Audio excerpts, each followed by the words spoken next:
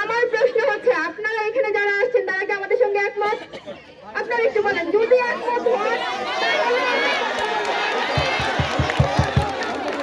এটা কতটা দুঃখের হতে পারে, এটা কতটা দুঃখের হতে পারে যে আমাদের শিক্ষকদের সামনে আমাদের শিক্ষার্থীদের এইভাবে নৃশংসভাবে মারা হয়েছে। এটা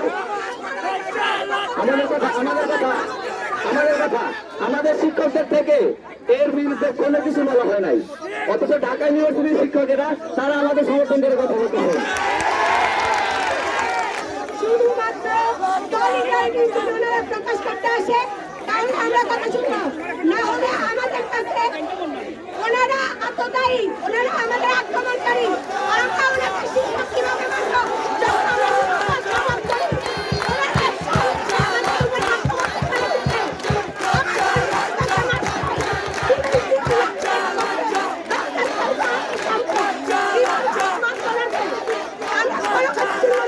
আক্রমণকারীর কোনো কথা আমরা শুনবো না, আততায়ীর কোনো কথা আমরা শুনি না। আমাদের কোনো কথা ভাবতেই পারে না। তাদের সারাদিন ধরে আন্দোলন করার পরেও আমাদের কোনো খোঁজ খবর নেই, দূরের কথা আমাদেরকে উল্টা পুলিশে মারছে, মেরে মারছে।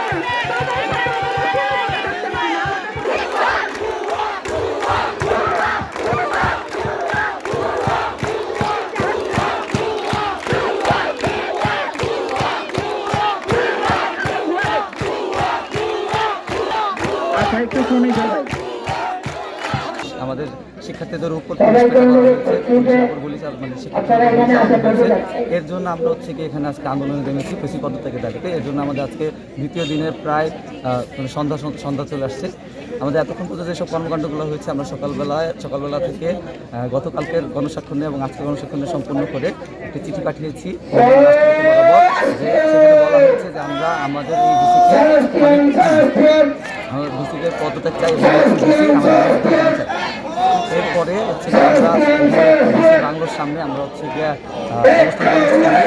অবস্থান কর্মসূচি আমাদের এখন পর্যন্ত বহাল আছে।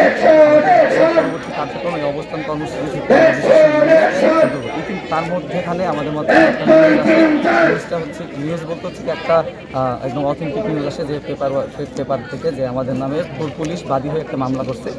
এই মামলার মাঝখানে আবার এমন বলা হয়েছে যে মামলা দেওয়ার পর আবার এমন বলা হয়েছে যে এটা কোনো জরুরি মামলা না, কোনো ধরপাকড় চলবে না, অজ্ঞাতনামা মামলা, যার হচ্ছে 200 থেকে 300 শিক্ষার্থীর নামে করা হয়েছে, যে শিক্ষার্থীরা পুলিশদের আক্রমণ করার বিষয় নিয়ে তবে লেখা হয়েছে এবং ধরপাকড় করা মামলা না।